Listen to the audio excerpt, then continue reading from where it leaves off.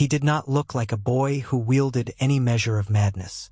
When he was born, Joffrey Baratheon, hair the color of beaten gold, eyes that flashed green under the torchlight, appeared as harmless as a newborn pup. Though rumors would swirl about who truly sired him, none dared voice them too loudly then. The Lannisters were too powerful, and the queen herself was a formidable creature with an iron will. Yet, from the moment Cersei first gazed upon her eldest son, she felt something thrumming beneath the surface of his fragile form. It was as though a shadow had passed from her body into his, a subtle darkness that mingled with the brilliance of his hair and the brightness of his tiny scream. Cersei dismissed it at the time. She was a mother in the thrall of birth's exhaustion, her mind hazy with pain and euphoria. And so she cradled him, kissed his brow, and whispered how he was destined to become the greatest king the Seven Kingdoms had ever known. As the years passed, the shadow she thought she'd imagined took root, coiling within the boy's essence.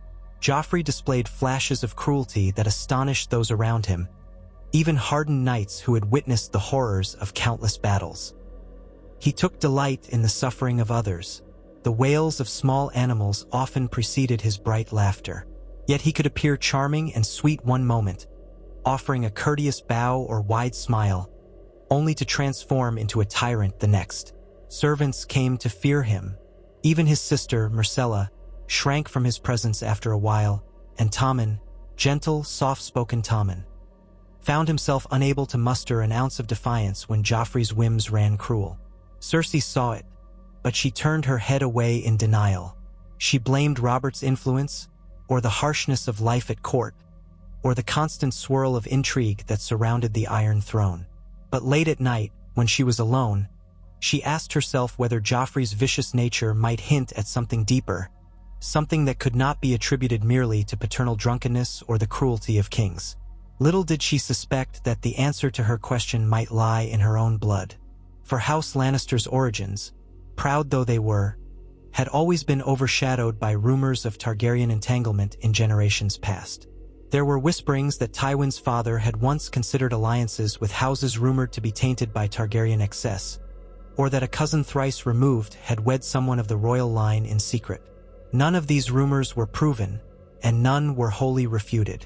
Among the archivists of the Citadel, one or two had come across fragments hinting that House Lannister's golden locks were not only from the lineage of Lon the Clever, but possibly brushed with a heritage that traced back to the same storied fountain of dragonlords. Yet no one spoke openly of Targaryen madness finding root in a Lannister bloodstream, at least not until Joffrey's reign gave people cause to wonder. Cersei did not read old records. She was not one for poring over musty tomes about genealogies. Her power was in her presence, her cunning, and her ability to navigate the treacherous waters of the court. But after King Robert's death, a hush descended over the halls of the Red Keep. Whispers about Joffrey's madness grew in volume, for the new king wore his crown with cruelty and fear-mongering. The small folk trembled at his passing. When the boy king demanded executions for sport, Cersei felt a chill coil in her gut. She threatened him, punished him, tried to rein him in, but each attempt only seemed to stoke some hidden blaze inside Joffrey. One night, after he had the tongue of a bard removed for singing a satirical song about House Lannister, Cersei confronted him privately. It was not love alone in her eyes then, but fear, and perhaps an uncertain guilt. Their argument rang through the stone corridors, though none dared linger with ears pressed against the door. Afterward, Cersei lay awake in her plush bed, remembering how that strange prickle of unease had traveled up her spine the day Joffrey was born. She recalled the sense that something intangible had slipped from her body into his. She dismissed it once more, yet she could not help but wonder. Myrcella was the opposite of Joffrey in many ways. Poised, sweet, a quiet observer who took after the best of her mother's outward grace and the gentler qualities that might have come from other corners of her bloodline. If there was a trace of darkness in Myrcella, it remained well concealed. She favored pastel gowns, enjoyed the company of her maids and tutors, and blushed at the mention of gallant knights. But as she grew older, a strange sadness settled in her eyes, as though she saw too keenly the tensions that plagued her family. Her mother's illusions, her father's neglect, her brother's cruelty. It all weighed upon her, forging in her a sort of sorrowful resolve. Courtiers spoke of how Myrcella might have made the realm a wiser ruler than Joffrey, had she been born a boy or had the laws of succession proved more lenient. But of course, she was a princess, meant to be wed off for alliance and strategic gain. Cersei often watched Myrcella with a curious mixture of pride and suspicion. There was a moment, just one quiet morning, when she caught her daughter staring into the glassy surface of a silver mirror, eyes distant. For a heartbeat, Myrcella's expression seemed haunted, as if she beheld something monstrous in her reflection. When she noticed her mother at the chamber door, Myrcella's face smoothed into a serene mask and she curtsied, leaving Cersei with the faint chill of that fleeting moment. Yet Myrcella's grace and gentleness were a salve, a comfort that Cersei clung to when Joffrey's fits of violence grew too extreme. And all the while, the queen's heart wrestled with an unnamed terror, the creeping idea that her children carried within them a seed of something that was not quite Lannister, nor wholly Baratheon, but a distant echo of Targaryen madness, stirred awake in the swirling tides of power. Tommen, dear Tommen, never appeared the sort who would harbor any madness at all. He was good-natured, preferring cats to hunts, more enthralled by stories of knights' bravery than by the reality of steel clashing on a battlefield. Cersei loved him fiercely, perhaps more than either of the others, for he reminded her of the innocent child she had once been, before the cruelties of the world taught her to bear her claws. When he was crowned king after Joffrey's untimely death, the realm breathed a tentative sigh of relief. This younger Baratheon boy seemed so kind and biddable that few expected the savage unpredictability of the Targaryen line to manifest in him. Yet, behind closed doors, Cersei saw subtle shifts in Tommen. He suffered nightmares that left him trembling and pale. He had visions he could not put into words. On more than one occasion, he woke screaming, babbling about dragons and flames, about 1,000 voices shrieking in a language unknown. Cersei would cradle him against her breast, singing lullabies to hush his tears. He would settle, though sometimes she felt his heart flutter wildly, like a bird trapped in a cage. Then he would calm, childlike once more, and speak of wanting only to have a fair rule, to bring prosperity and peace. So sweet, so sincere. She convinced herself that was the truth of him, that the darkness was not real, that his nightmares were born of fear and the pressures of a crown far too big for his head. Nevertheless, doubt plagued her. She could not banish from her mind the tales of Targaryen madness. King Aerys scorching men alive, raving in paranoid delusions, the rumored manipulations by the dreaded Bloodraven long before that, the tragedies that had followed House Targaryen like a grim shadow from the moment they had first landed at Dragonstone. The madness, some said, was in the blood, so entwined with the family's dragon dreams and ancient Valyrian sorcery that it was impossible to separate. The Targaryens had wed brother to sister for generations, thickening that potent brew of magic and mania. But who was to say it could not be passed through discrete lines, hidden in the genealogies of houses that had once mingled with Targaryen offshoots? In the flickering candlelight of her bedchamber, Cersei would stare at the golden lion stitched upon her bed curtains and feel an unsettling dread. Had she, in her quest to place her children on the Iron Throne, also passed them a dark inheritance? Not all believed this talk of hidden ancestry. Some insisted Joffrey was simply sadistic, a fruit of incest between twins, a child twisted by his mother's arrogance and father's abuse. Others pointed out that Myrcella was gentle and Tommen was kind, so how could madness possibly be blamed on Targaryen blood? But theories circulated through King's Landing, especially among the maids who had gleaned glimpses of strange happenings in the Red Keep at odd hours of night. A hush would fall over them in the scullery, and one would lean forward to whisper about the time King Tommen woke from a dream, eyes wide, proclaiming he had seen a dragon perched on the ramparts, glaring at him with flames licking around its teeth. Another might mention that Myrcella, while in Dorne, had startled her companions by relaying an eerie dream of a red door in a castle by the sea, though the dream was rumored to be the domain of the Targaryen exiles. The rumors crept outward from the servants' quarters to the alehouses frequented by off-duty guards, and from there to the tongues of traveling peddlers, who carried them along the King's Road and beyond. Every rumor, retold a dozen times, changed shape and grew a life of its own.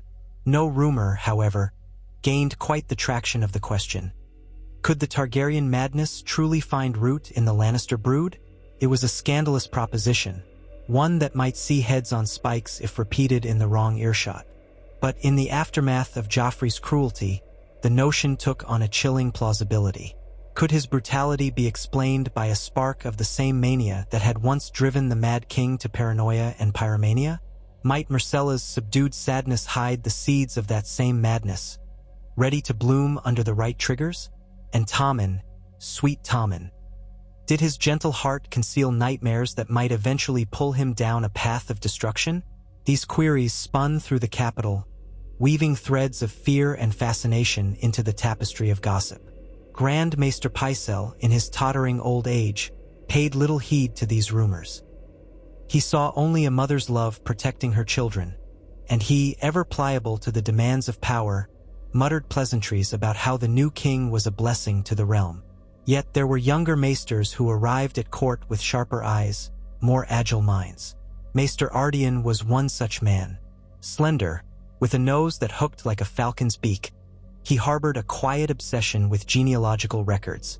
He spent long evenings by candlelight, poring over ancient parchments stored in the recesses of the Red Keep's library. There, he found curious hints that one of Aegon the Unworthy's bastards, through the female line, might have married a Lannister cousin in secret centuries past. The details were vague, the lineage half lost in time, but it was enough to spark his imagination. Ardian began compiling charts, trying to trace how that thread of Targaryen blood might have persisted through the ages, weaving its way into later generations of Lannisters. He knew better than to speak openly of it, for the Queen Regent would likely have his head. But in the quiet of his chamber, by the sputtering glow of a lantern, he scribbled notes and weighed possibilities, pondering whether the madness had indeed found a vessel in Joffrey's golden head. Meanwhile, Cersei's anxieties only intensified. She was not privy to Ardian's research, nor did she know precisely how old Targaryen blood might have mingled with her own. Yet she could not shake the feeling of something malignant lurking behind her children's bright eyes. When she looked upon Tommen, she saw a boy who loved his kitten more than anything, who listened eagerly to stories of knights and heroes. But sometimes, that earnest gaze would cloud over, and he would mutter in his sleep of roaring flames and twisted towers. Myrcella, away in Dorne for a time, wrote polite letters describing the sunlit gardens and the warm courtesies shown to her. Yet her words hinted at a certain introspection, a brooding empathy that made Cersei uneasy. The princess wrote of the way certain Dornish lords eyed her warily, as though expecting the Lannister lion to devour them all. "But I feel as though a part of me understands their caution," Myrcella's letter read. "Sometimes, I wonder if we are not shaped as much by the ghosts of our ancestors as by our own hearts." Cersei read those words again and again, her skin crawling with a sense that her daughter saw more than she let on. With each passing day, King Joffrey's reign had cemented the Lannister name in the annals of cruelty. His wedding feast's horrors still lingered in the minds of many. Then came the wedding, the wine, and the choking that ended his life in a violent spasm.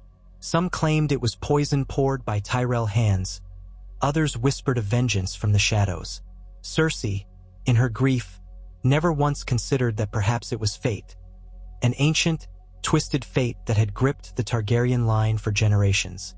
If madness was Joffrey's birthright, so might his early demise have been. As she wept over his body, stroking his hair that seemed so much like her own, she railed against the cruelty of the world. Yet she also felt a twinge of relief, an echo of guilt that gnawed at her. Joffrey had proven himself a monster. Had she borne that monster within her? That question, unspoken, loomed in her thoughts for days without end. But the realm moved on, as realms must, and Tommen took the throne. The boy king tried his best, though overshadowed by powerful lords and the cunning of his mother. Peace returned, or at least an imitation of peace. Myrcella, eventually, returned to King's Landing, taller and more composed, her beauty softened by a subtle gravity that made people think of the tragedy she had witnessed in Dorne.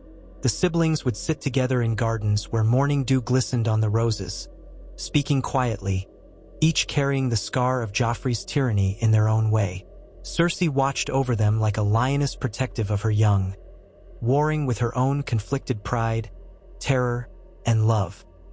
If the Targaryen madness was real, it had already manifested in the savage reign of Joffrey.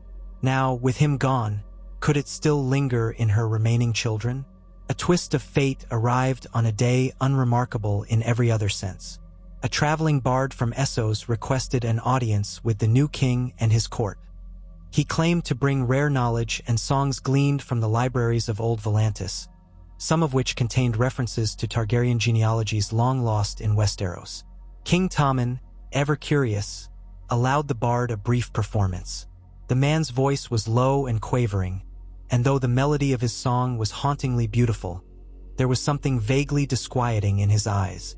He sang of dragons that soared over Valyria before the doom, and of Targaryens who dreamt of such power. Then he sang of a hidden branch in the lion's den, of silver in the veins of gold. The courtiers murmured uneasily, understanding enough of the song's meaning to grow tense. Tommen glanced at his mother, uncertain whether to smile or scowl. Cersei's expression darkened, yet she held her tongue. The performance concluded with no immediate outburst, but the tension in the hall was palpable. That night, rumors spread like wildfire that the Queen Regent was on the hunt for the bard's head. Others gossiped that he had already fled the city. The performance only fueled the lingering embers of suspicion. The seeds were planted, and over the ensuing weeks, they sprouted in the form of hushed discourse. Did the Targaryens truly leave a hidden line among the lions? And if so, did that line carry the capacity for the legendary madness that had claimed so many of the dragon's kin before? Some argued that any inherited madness might be overshadowed by the Lannister sense of pride and cunning. Others warned that the union of dragon and lion might create a more insidious beast altogether. The name Ares was whispered in comparison to Joffrey. But was Joffrey's cruelty the full bloom of that vile inheritance, or just the beginning? Cersei found herself haunted by specters of doubt. She tried to cling to the normalcy of daily court life. She arranged for feasts, listened to petitions, and maintained her fierce facade of control. But sometimes, while passing a reflective surface, she would catch a glimpse of her own face and see in her eyes a flicker of the same mania she had witnessed in Joffrey's. It was not the outward raving of a tyrant, but a desperate, angry desperation. She remembered how, in her youth, she had fantasized about ruling alongside Rhaegar Targaryen, had daydreamed about golden-haired heirs who might carry the blood of the dragon in their veins. It had been a childish fantasy, but sometimes she wondered if the gods had twisted that dream into a nightmare she was doomed to live. And so, in the swirl of her conflicting emotions, she sought out what solace she could find in the presence of her remaining children. One autumn evening, Myrcella requested a private audience with her mother. They met in Cersei's solar. The girl looked radiant in a gown of pale gray silk that accentuated her soft features. Yet her expression was solemn. She spoke gently, but with a resolve that Cersei had not often witnessed in her daughter. Myrcella confessed that she had begun to experience strange dreams, vivid and sometimes frightening. She spoke of seeing images of kings and queens whose hair shone like molten gold, but whose eyes burned with a molten fury. In her dreams, the world around them was often engulfed in flames, yet they smiled as though it were a pleasant meadow day. Myrcella felt drawn to these dream figures and repelled by them at once. She awakened each time with tears on her cheeks. She recalled the day she saw her own face in a mirror and, for an instant, believed she stood among them, crowned in golden light, enveloped by the screaming hush of dragonfire. Cersei tried to soothe her daughter, stroking her hair and cooing that these were but nightmares conjured by the stress of courtly life. Yet Myrcella, voice trembling, admitted that a part of her was afraid. "I feel something inside me, mother," she whispered. "A darkness that I don't understand. It doesn't feel like me, but it's there. Maybe it's just fear. But sometimes I look at Tommen, or I remember Joffrey, and I wonder if we're doomed to live out a story that was written long before we were born." Cersei held her daughter close, feeling the rapid beat of Myrcella's heart against her own. She wanted to protest, to dismiss the girl's worries, but she found her voice frozen by the echo of her own unspoken dread. It was not long after that conversation when Tommen began to speak more openly of his nightmares. He confided in his mother, big eyes full of tears he was too proud to let fall. He told her he heard voices in his dreams, chanting words he could not understand, words that might have been Valyrian or some ancient tongue. He saw dragons with scales of black and red, wings blotting out the sun. Sometimes, in the dream, he was burning. Other times, he was the one commanding the flames, laughing as entire cities crumbled to ash. Upon waking, he felt ill. He would run to the privy and vomit until his throat burned raw. The nightmares left him trembling, though in the daylight he tried to maintain his kingly composure. He asked his mother if, perhaps, the Targaryens could cast curses on those who took their throne. Cersei told him to hush. She assured him curses were nonsense, but her words rang hollow to her own ears. To quell her children's growing anxieties and perhaps her own, Cersei ordered the royal maester to brew them soothing draughts, to quell nightmares and lull them into dreamless sleep. The potions helped somewhat, but an unquiet undercurrent lingered in the Red Keep. The notion of Targaryen madness, intangible but ever-present, seemed to hang in the corridors. Guards told of overhearing Myrcella sobbing in her bedchamber, calling out for her mother. Lady-in-waiting Tina insisted she heard Tommen chanting something in his sleep in a voice not quite his own. It was easy, perhaps, to dismiss as rumor, but rumors had a way of gnawing through stone if left unchecked. And so it happened that one evening, Cersei resolved to face the truth head-on, or at least a shred of it. She summoned Maester Ardian, though she did not fully trust him, nor did she reveal her deeper suspicions. She demanded he produce all genealogical records that might relate to House Lannister's ties to House Targaryen, if any existed. Ardian obeyed, rummaging through tomes and scrolls. He presented what few scraps of evidence he had discovered, bits of lineage scrawled in half-faded ink, speculation that a bastard of House Targaryen, sired by Aegon the Unworthy, might have married a lesser Lannister cousin.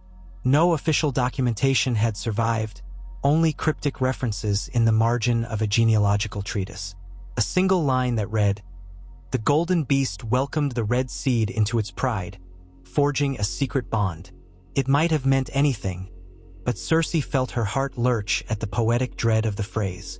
She dismissed Ardian with stern orders not to speak of this to anyone, threatening him with dire consequences if he disobeyed.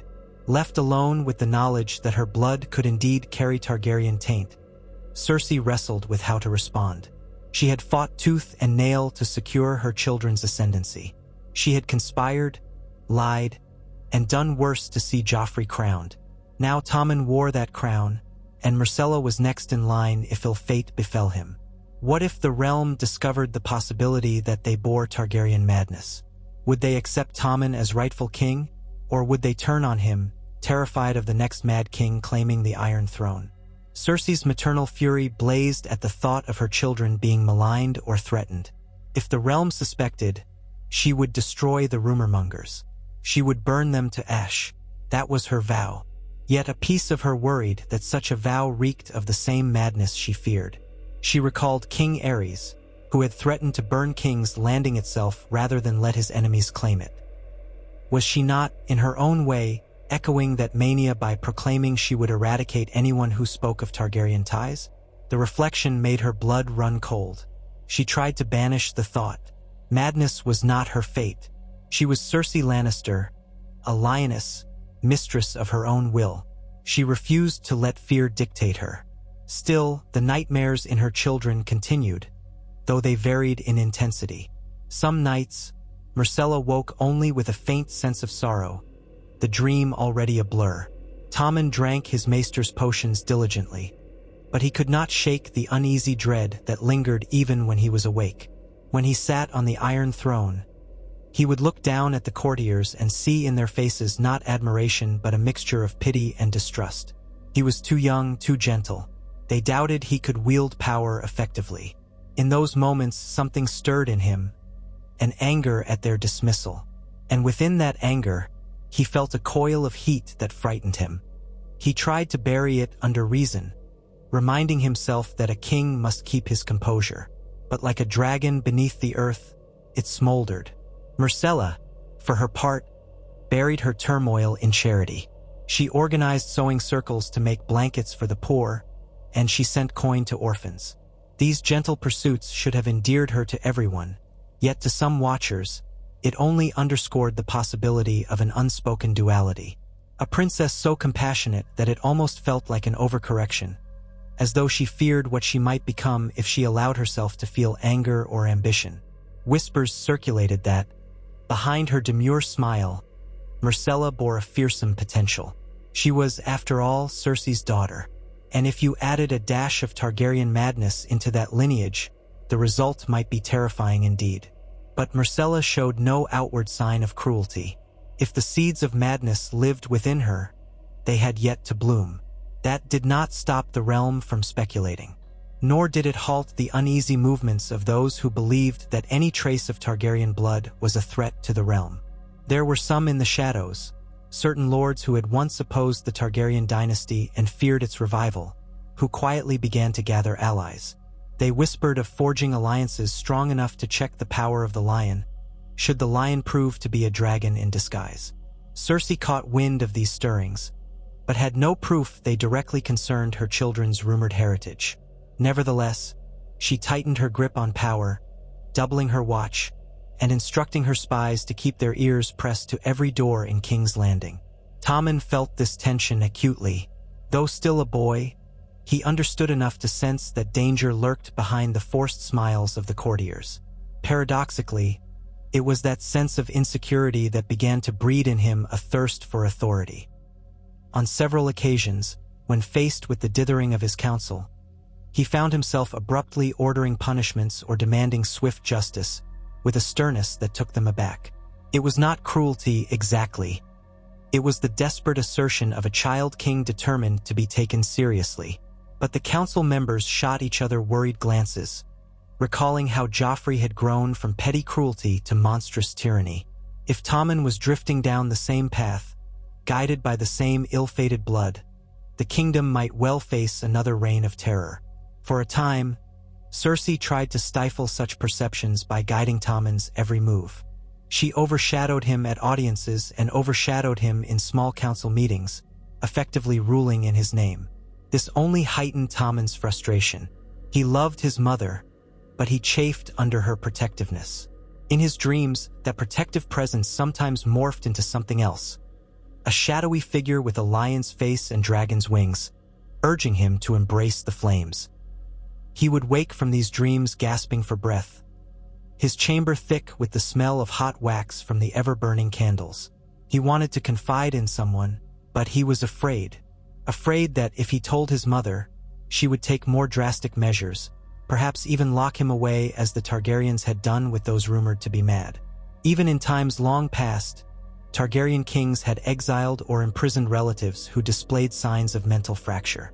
Tommen couldn't bear the idea that his own mother might do something similar if she truly believed him mad. So he told no one, swallowing his fears day after day. Myrcella, on the other hand, found small comforts in her friends at court, the ladies who admired her gentle manner and her quick intelligence. Yet even among them, she maintained a polite distance, fearful of revealing too much. She wrote poems in secret, describing her turmoil in flowery metaphors. A golden bird caged in a tower of black stone, a lonely figure glimpsing her reflection in water, only to see a dragon's eye staring back. She penned these poems on scraps of parchment and stored them in a locked chest. One day, she caught a glimpse of herself in her looking glass and noticed that her green eyes were flecked with gold in the candlelight. The reflection reminded her of the Targaryen eyes she had heard described: amethyst, black, or sometimes so vibrant as to appear unnatural. Hers were not so, yet in that flicker of gold she saw a hint of something uncanny. The moment passed, but it left her shaken. Such quiet disquietude continued through the changing of the seasons. The capital bustled with trade and visitors. Dornish envoys arrived, Tyrell relations visited, and even envoys from Essos sought the new king's favor. Everyone put on a splendid mask of civility, but behind it all lay a simmering tension. The ghost of Joffrey's brutality had not faded, and the rumor that his evil sprang from Targaryen madness refused to die. Rival factions watched closely for signs of instability in King Tommen, hoping they might exploit them, and Cersei hovered, like a lioness prowling in the night, ready to strike at any threat, real or imagined, that threatened her cubs. Winter drew near. The days grew shorter, the nights longer. A hush seemed to fall over the Red Keep, as if it, too, anticipated the snows to come. It was in that hush that an event occurred, small in its inception, yet monumental in its implications. Late one evening, Tommen had a nightmare more vivid and harrowing than any before. He dreamt he stood on the battlements of the Red Keep, a ring of pyres around him. Bound to these pyres were faces he recognized but could not name, their screams inaudible over the roar of flames. Above him, a monstrous dragon circled, its wings blotting out the moon. The dragon descended, landing so close that Tommen could feel the heat pulsing from its scales. It stared at him, unblinking, its eyes twin furnaces of wrath. Then it spoke in a voice that was also Tommen's own, telling him that he was the master of this inferno, that these flames were his birthright. Even as Tommen tried to deny it, he felt the fire swell in his veins. He raised his hands, and the pyres roared higher. He woke to find himself standing in his bedchamber, arms extended, tears rolling down his cheeks, chest heaving as though he had run miles. The curtains around his bed had caught flame from the candles. The sight jolted him further awake, and he cried out for help. Guards rushed in, maids hurried with buckets of water, and the flames were doused. Cersei arrived, wild-eyed, demanding to know what had happened. Tommen stood there, trembling, telling them it was an accident, that he had gotten up in his sleep and knocked over a candle. But the panic in his eyes spoke volumes. He collapsed into his mother's arms, sobbing that he had seen dragons and flames, that he had felt power thrumming in his blood. Cersei's heart pounded with a primal fear. The corridor outside the chamber filled with the flicker of torches and curious onlookers. In that moment, she felt the entire castle closing in on her. If anyone guessed the meaning behind Tommen's ravings, her precious son might be labeled mad. Yet she could not ignore the reality of his terror. In the days that followed, the story spread that the king had a mishap with a candle, though only a few believed that was all. Servants whispered of the boy's screams, how he had shouted about dragons. The rumor mills churned anew. Perhaps the new king was no better than Joffrey. Perhaps the madness would break free at any moment.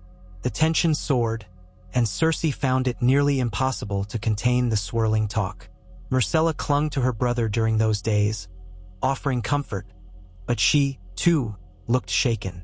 The siblings spoke late into the night, locked in the privacy of Myrcella's chamber, murmuring about dreams they dared not name.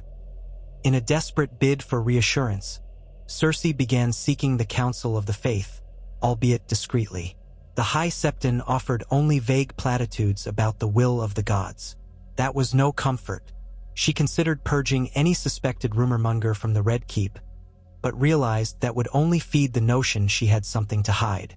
Thus, she was forced into uneasy inaction, stuck between her fear for her children's well-being and her fear of the consequences if the realm discovered the truth. She redoubled her efforts to appear calm and in control at public events, while privately warning Tommen and Myrcella not to speak of their dreams to anyone. She refused to name the dread that haunted them. She insisted it would pass, that with time and the right remedies, they would conquer these nightmares. But she could see in their eyes that they doubted her assurances, and in her heart of hearts she doubted them too. Meanwhile, Maester Ardian continued his research, driven by a mixture of academic curiosity and morbid fascination. He dug deeper into half-lost records, even going so far as to send inquiries to the Citadel about any Targaryen offshoot genealogies. He spent hours in the archives, scanning the writings of old chroniclers who had recorded the era of the Blackfyre rebellions and the scattered bastards of King Aegon IV. Ardian began to piece together a plausible thread that linked a nameless Targaryen bastard's daughter to a lesser branch of the Lannister family tree. Though not definitive, the circumstantial evidence was enough to give him chills. He confided his findings to no one but kept them locked away. If the Queen Regent discovered how far he had gone, she would surely brand him a traitor. Yet a part of him wondered if it might be important for the realm to know the truth. Targaryen madness was not a trifling matter. History had shown it could plunge kingdoms into chaos. Still, he hesitated, uncertain of whom he could trust or what good the knowledge would do. With no official proof, he risked condemnation or worse if he spoke out. So the Maester bided his time, observing events quietly as the court prepared for the onset of winter. He took note of each instance in which Tommen seemed unnaturally agitated, or Myrcella showed signs of haunting sorrow. He listened for the faintest rumors of unusual happenings in the royal family's chambers. The pattern of whispers suggested something deeper than the usual burdens of royalty. Yet Ardian wondered if the realm might be better served by a stable monarchy, even if that monarchy carried tainted blood. After all, Daenerys Targaryen across the sea was rumored to have brought dragons back into the world. Was that not a more pressing threat? Perhaps unmasking the Lannisters' hidden Targaryen lineage would only foster turmoil when the realm needed unity. Caught in these quandaries, Ardian resolved to hold his silence for the time being. But the tension in King's Landing was a coiled spring. Each day brought new tidings from beyond the city's walls. Raiders in the Riverlands, iron-born stirrings, rumors of White Walkers in the north. Uncertainty gnawed at everyone, for the kingdom had barely recovered from the last great war. If the monarchy collapsed, chaos would reign. So the city held its breath, watching the boy king with anxious eyes, hoping he would not prove to be a monster like his brother, or the Mad King reborn. As for Cersei, she found herself in a constant state of restless vigilance. She had always considered herself fearless, the lioness who roared defiance at any threat. But motherhood had awakened vulnerabilities she could not shake. She had lost Joffrey to poison, or perhaps to destiny. She could not bear losing Tommen or Myrcella, nor could she bear them losing themselves to some hereditary madness.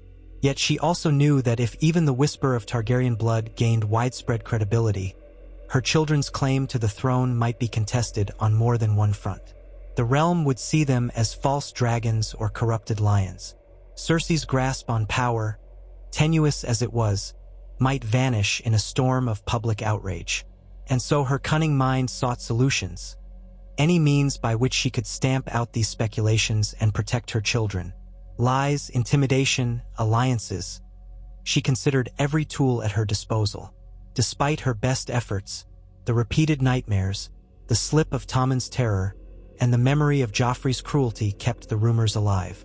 A hush followed wherever the royal children passed, courtiers bowing with forced smiles, servants lowering their gazes lest they be accused of prying. Myrcella withdrew further into herself, taking solace in music and prayer. Tommen spent more and more time with Ser Pounce, his beloved cat, and the creature's purring presence seemed to calm him when the nights were hardest. But at times, he startled even the cat with sudden outbursts or restless pacing. The shadows in his eyes suggested the dreams were not abating. One fateful evening, close to midnight, Tommen left his chamber alone, drifting through the red, silent corridors in a trance-like state. A pair of guards later swore they saw him but were uncertain if they should disturb him, given that he was the king. Tommen found his way to the chamber that housed the old dragon skulls, relics of the Targaryen dynasty. Though King Robert had removed the largest skulls, some smaller ones remained in secret storerooms, grim souvenirs of a lost era. Tommen stared at them, eyes wide and unblinking in the torchlight. The elongated jaws, the empty sockets, the ridges that once bore horns. These were the remnants of creatures that had shaped an entire continent's history. And as Tommen stared, it seemed he could hear them whisper. He sank to his knees, tears sliding down his cheeks, torn between fascination and horror. That was how Myrcella found him, having followed the faint glow of his torch through the winding corridors. She saw her brother kneeling before the ancient skulls as though in prayer. She hurried to his side, calling his name. He did not respond at first, only gazed at those grim relics. Finally, he turned to her. In the flickering torchlight, his green eyes brimmed with tears. He whispered, "They speak to me in my dreams, Myrcella. They say the blood of the dragon is in us, that we cannot escape it. What if they're right?" Myrcella, tears shimmering in her own eyes, wrapped her arms around him. She had no words to banish his dread. Instead, she shared it. In that moment, they were two frightened children, heirs to a throne that might bear a curse older than the Seven Kingdoms. The skulls loomed over them, silent witnesses to the truth they feared. Myrcella helped Tommen stand, guiding him away from that haunted place. They returned to the safety of their chambers, neither speaking of what had transpired. But both felt a grim understanding that the question of Targaryen madness was not easily answered. It was tangled in prophecies, dreams, genealogies, and the intangible forces of fate that shaped the world. Perhaps they might live out their days without ever succumbing to that madness, quietly burying the nightmares beneath a veneer of royal decorum.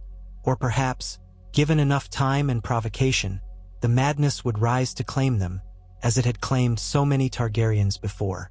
With each passing day, the question weighed upon them, a silent specter at their shoulders. In the days that followed, Myrcella grew more resolute. She refused to let fear dictate her life. She turned her efforts to ensuring Tommen had what he needed to rule compassionately. She offered him counsel when their mother was absent, reminding him of kindness, fairness, and the love of the people. She believed that by choosing mercy and justice, they could shape their own destiny, perhaps overriding any dark inheritance. Tommen, for his part, clung to her guidance. Together, they presented a hopeful face to the realm, a promise that the cruelty of Joffrey's reign was behind them. Fewer tongues whispered of madness. When they saw the gentle way Tommen greeted his subjects and the earnest warmth of Myrcella's smiles. Still, rumors never truly die. They lurk in the corners, waiting for the next spark to ignite them. Cersei watched these developments with a mix of relief and apprehension. She saw her children banding together, forging a bond that might withstand the trials to come. She wanted to believe that love and unity could conquer any whisper of Targaryen madness. Yet a more pragmatic part of her knew the truth. Madness can lie dormant, unseen, until a moment of crisis. The Targaryens had been known for their grand achievements as much as their violent downfalls. Which side of the coin would come up for her children? She had no answer. She had only her determination to protect them at any cost. Still, life continued at court. Feasts were held, envoys arrived, and winter's chill crept closer. People had other concerns: food stores, bandit raids, border disputes. The dire question of Targaryen madness among the Lannister children receded, for a time, to the background of the realm's worries. But it never vanished entirely. Like a slow-burning ember in a brazier, it waited for a gust of wind to fan it into roaring flame. Through the Red Keep's corridors, you could occasionally catch a snatch of hushed conversation, a knowing glance, or a half-finished sentence that died on trembling lips. Every now and then, Tommen would wake from a half-remembered dream of wings and fire. Myrcella would find herself pausing before her mirror, checking her eyes for any otherworldly glow. On rare nights, they would share a whispered conversation, confiding their fears in each other, reaffirming their choice to do good, to be benevolent rulers, to chart a different course than the one set out by nightmares and ancient curses. Their mother, behind her proud facade, prayed to the Seven that her children would remain free from the clutches of madness. Despite her pride and scheming, she had never desired cruelty for its own sake. She wanted power to safeguard those she loved, to avenge past wrongs, to secure the future. But she had witnessed how power twisted those who might be susceptible to darker impulses, especially when fueled by an uncanny inheritance. For now, their precarious balance held. Tommen sat on the Iron Throne, guided by a council that included allies both cunning and loyal. Myrcella stood at his side, a paragon of soft-spoken grace and quiet wisdom. Cersei reigned behind them, the iron will that kept their enemies at bay. Yet the question lingered, Did Cersei's children inherit a form of Targaryen madness through hidden ancestry? Perhaps they did, perhaps they didn't. Perhaps the madness was a shapeless fear, or perhaps it slumbered in their veins, waiting. For all their nightly terrors and the swirl of rumor, the truth remained elusive. Blood was powerful, but so were love and choice. The future was unwritten. And in that unwritten space, hope flickered, fragile and bright, like a candle flame warding off the dark. Still, the seeds of dread had been planted deeply, in them, in the realm, in anyone who had ever seen the horrors wrought by a mad monarch. If a day came when tragedy or despair pushed Tommen or Myrcella to their limits, would they break under that ancestral weight? Or would they stand firm, forging a new path free of the old ghosts? That question could only be answered in time. Meanwhile, life went on as life must. The crows flew overhead, black silhouettes against the pale sky, ever watchful. The people of King's Landing bustled in the streets, more concerned with bread prices and the next winter storm than with the lofty genealogies of kings and queens. But in the halls of power, behind gilded doors, the question of Targaryen madness was never truly laid to rest. Cersei, in her private moments, still found herself recalling Joffrey as an infant, that fleeting sense of a shadow passing from her to him. She could almost feel its shape in her memories, a coil of potential darkness. Perhaps it was nonsense. Perhaps the tragedies that befell House Targaryen had nothing to do with her children. Or perhaps the wheels of fate had begun spinning long before she was born. In the hush of night, she would press her hand over her heart, as though trying to quell its frantic beat, and whisper into the silence, "No, they are mine. They are lions. We are not slaves to history or prophecy."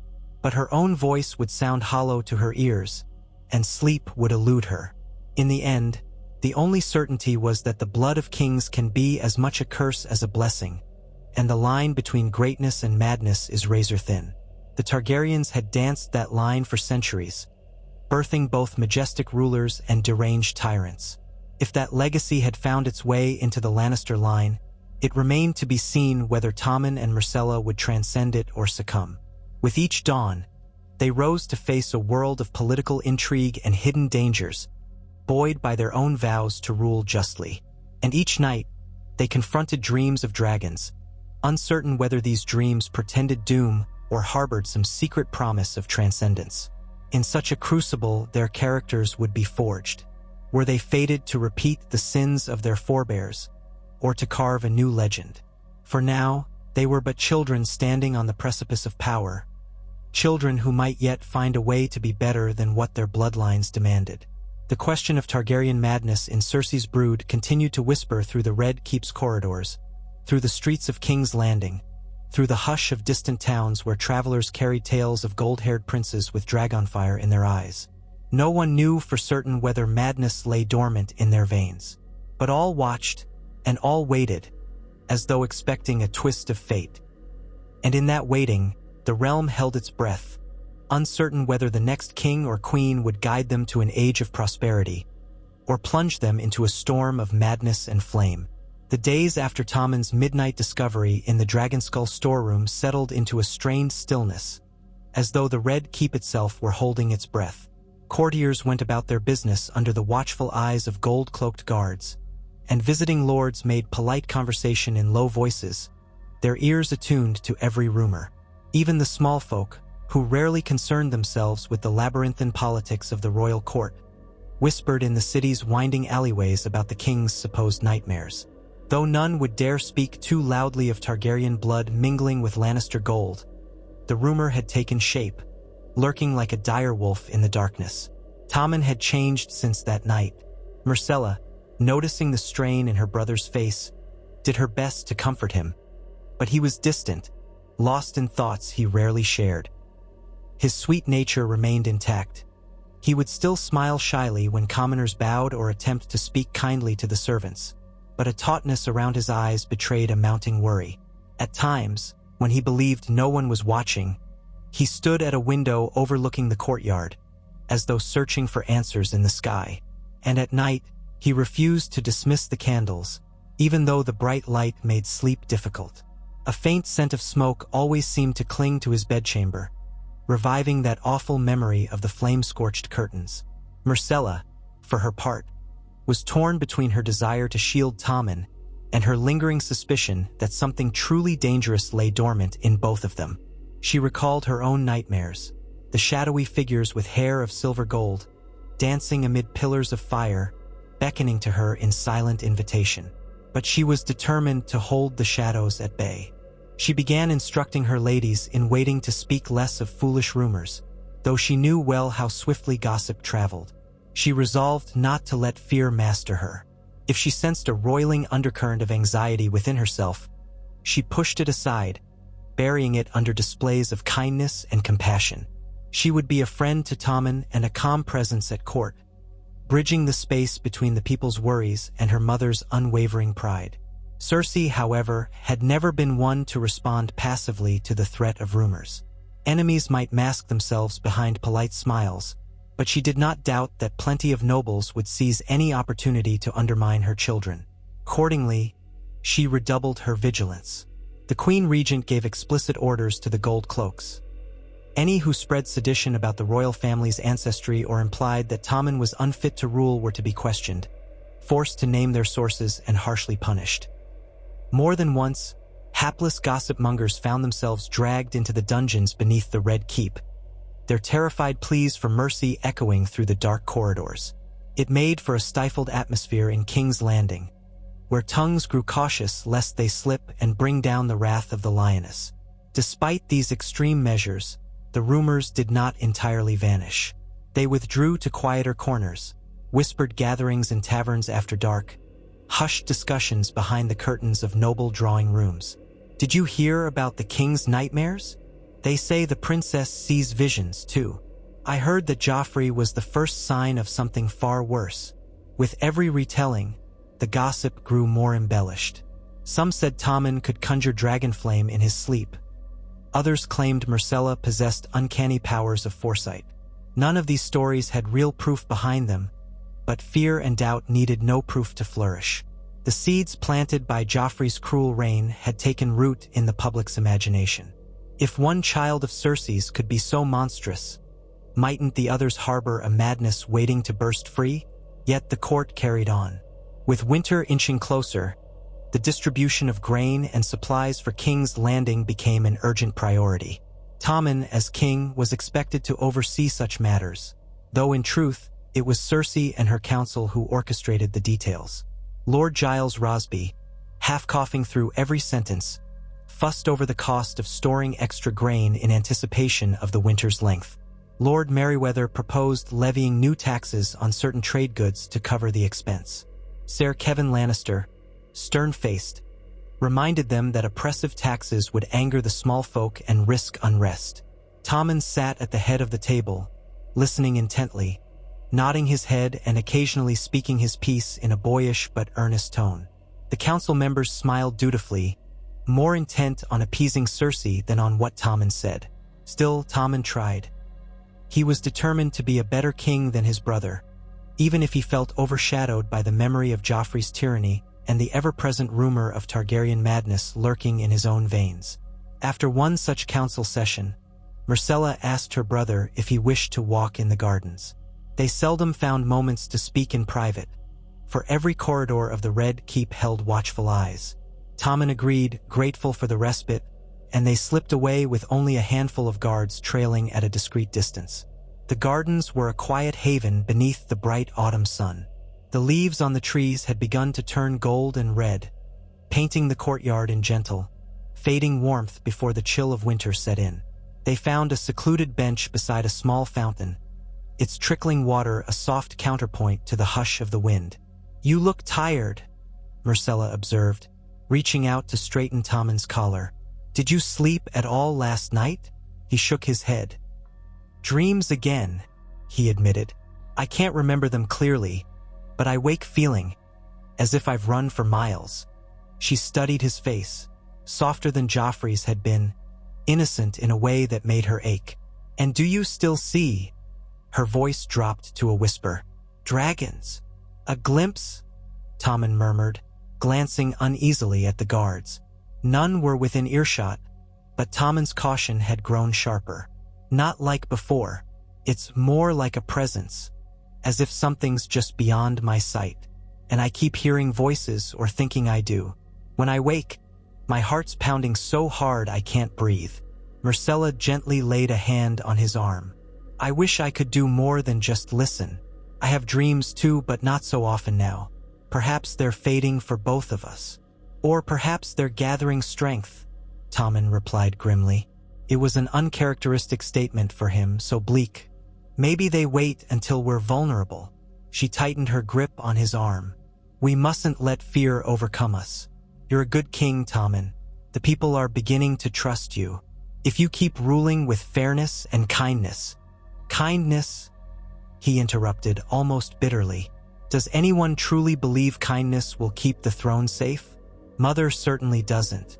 She's always telling me I must be strong, that I must quash any threat before it grows. I see the way she looks at me sometimes, as if she wonders if I'll become like Joffrey. Myrcella's eyes glistened with empathy. You won't, she insisted, though her voice trembled with uncertainty.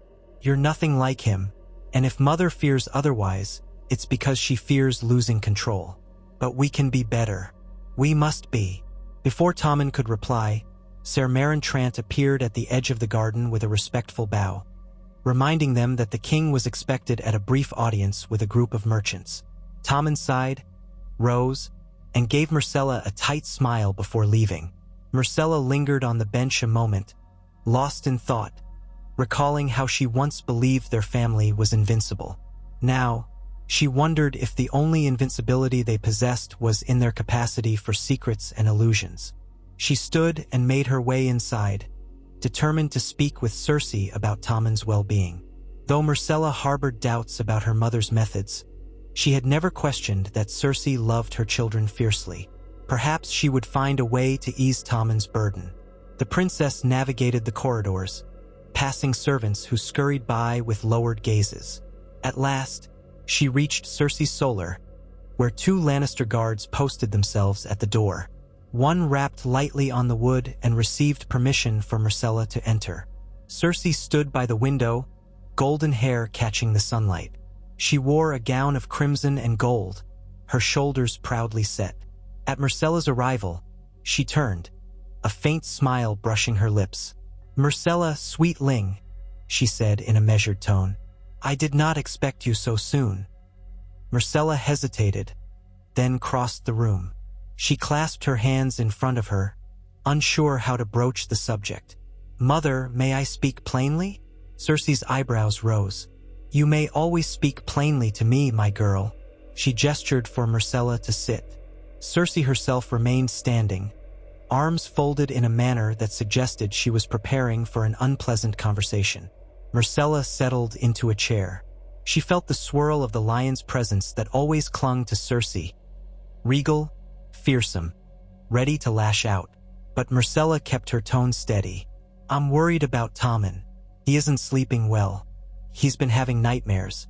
And there's so much talk swirling around the Red Keep about his health, his fitness to rule. She took a breath. I think he needs more support. Perhaps if we all... Cersei interrupted, her voice clipped. He is the king. He needs to project strength, not rely on coddling.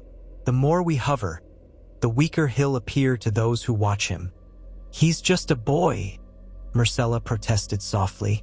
I know he wears the crown, but he's younger than I am. And after what happened with Joffrey, the people...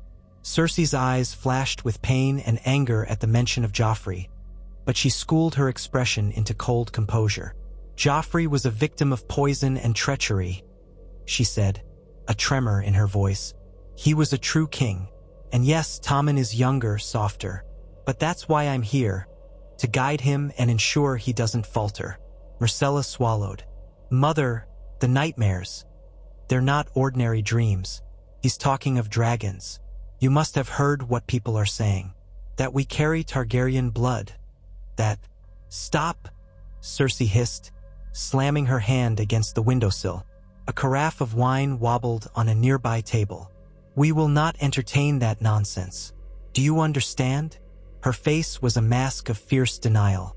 "I've done everything to protect you, to protect Tommen, from that vile rumor. Whoever spreads it courts my wrath. But if Tommen is truly haunted..." "He's haunted by the demands of kingship," Cersei cut in, her tone unwavering. "Nothing more. A boy that age, thrust onto the Iron Throne, is bound to be anxious. And Joffrey's fate still lingers in everyone's minds. Let them whisper what they will. I will stamp it out in time." Myrcella sighed, realizing there was little chance of changing her mother's stance. "I'm not asking you to acknowledge the rumors publicly, only to see if Tommen might benefit from some help. The Maester's sleeping draughts do little. Perhaps the Faith." Cersei's derisive snort echoed through the solar. "The Faith!" She turned away from the window, pacing like a caged lion. "You think they will be more discreet, less eager to exploit a royal scandal? I won't have them prying into our family's affairs, turning Tommen's private struggles into a spectacle." Myrcella exhaled, feeling her heart sink. She rose and approached her mother, placing a tentative hand on Cersei's arm. "Mother, please. I love Tommen. You love him too. Whatever's happening to him, it's not something he can simply will away. I'm afraid for him." Cersei's expression softened, if only slightly. She laid her hand atop Myrcella's and squeezed. "So am I," she whispered. "You think I don't see how pale he's grown? How his hands shake sometimes when he holds court? I see. But do you imagine for one moment that I'll allow anyone to use that against him? No, I'll do what I must. For him, for you, for our house."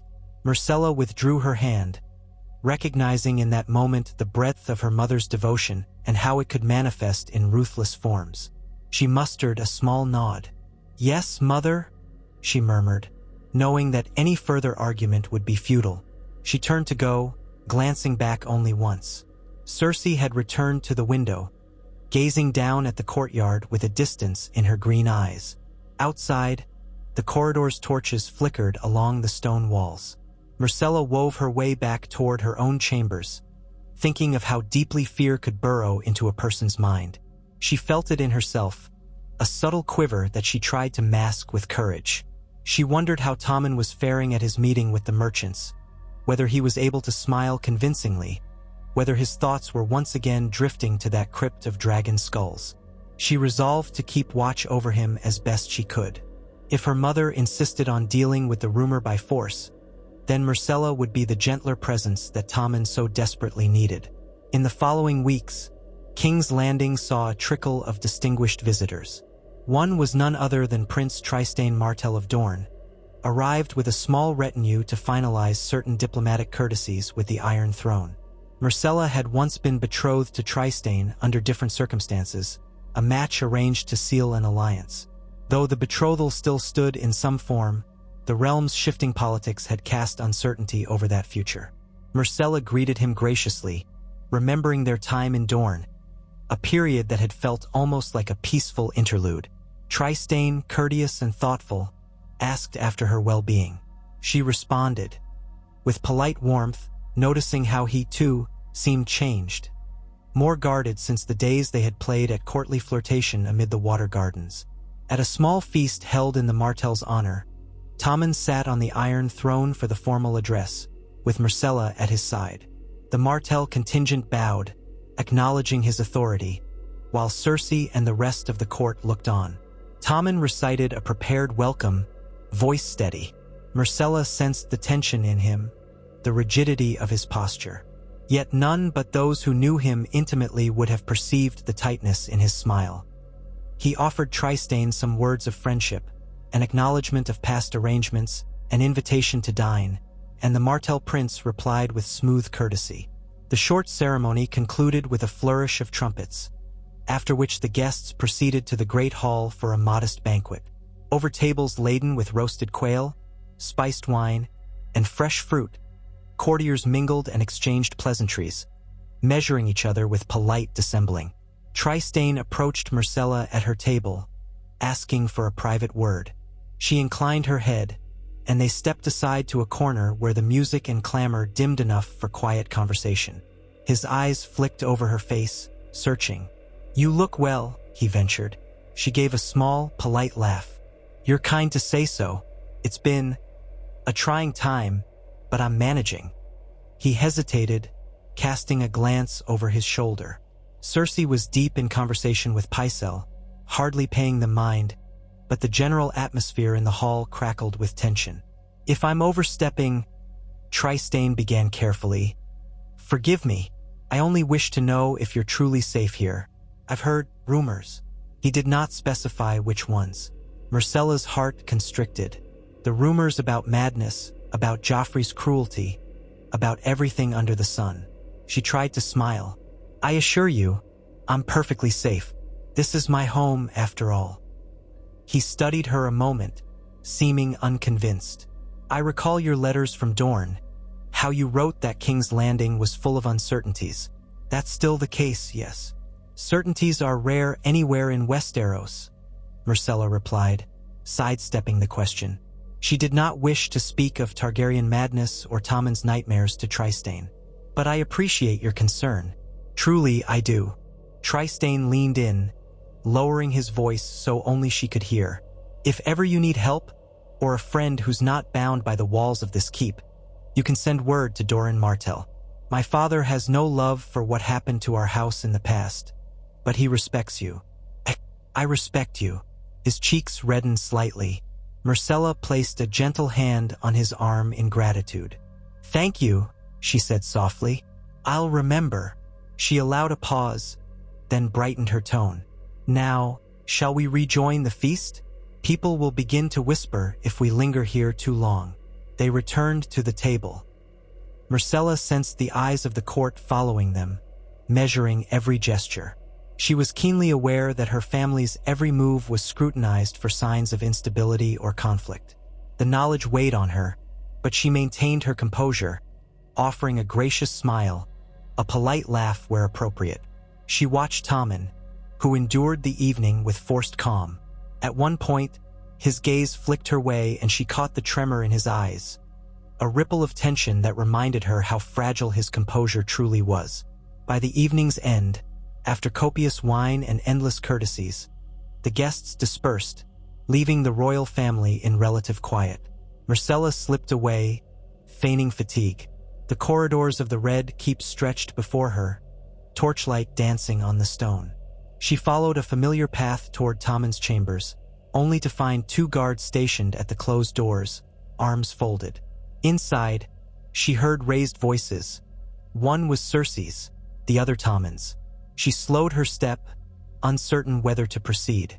"Tommen, you must stop this childish fretting." Cersei's voice was muffled but distinct. "You're king. Don't let me hear again about your restless nights or your caution toward enemies who aren't real. The only real enemies are the ones who whisper behind our backs, and we will deal with them as Lannisters do."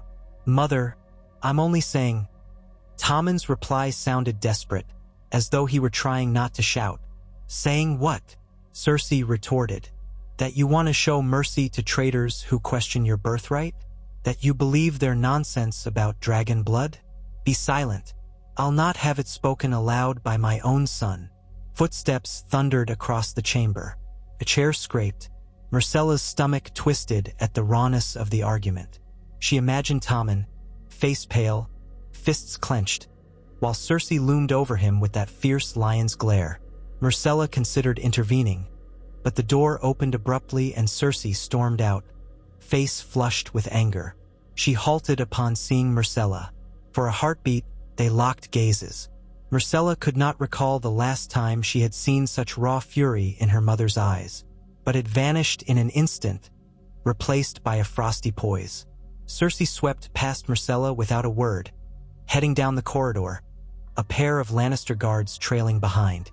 Myrcella turned to the 2 gold cloaks standing outside Tommen's door. She gestured for them to move aside, and they obeyed wordlessly. Tommen was seated at the edge of his bed, face in his hands. The smoldering remains of a small fire flickered in the hearth. Tapestries on the walls portrayed the golden lion of Lannister alongside the crowned stag of Baratheon, but their once bright colors seemed muted in the dim lamplight. Myrcella softly approached and placed a hand on Tommen's shoulder. He looked up, eyes wet. "She thinks I'm weak," he said hollowly. "She doesn't understand." Myrcella knelt beside him. "She's afraid. She's lost so much. Father, Joffrey. She can't bear anything that might threaten you. Her anger is how she guards against fear." Tommen let out a trembling breath. "But it feels like she doesn't see me at all. Only the throne. She wants me to crush these rumors, to act as though they don't exist. As though this fear I feel at night is nothing." Myrcella squeezed his hand. "She's trying to protect you in her way. But Tommen, if you feel overcome, you have a right to speak it.